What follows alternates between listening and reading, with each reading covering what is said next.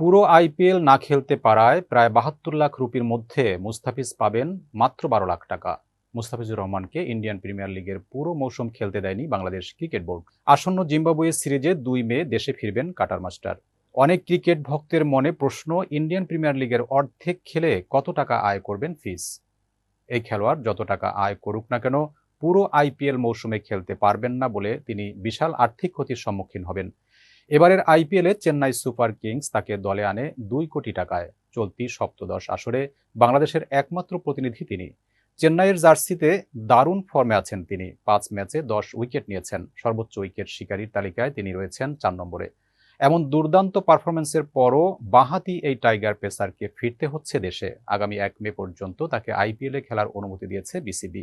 তাকে দ্রুত ফেরানোর উদ্দেশ্য হচ্ছে ঘরের মাঠে আসন্ন জিম্বাবুয়ের বিপক্ষে টি-২০ সিরিজ।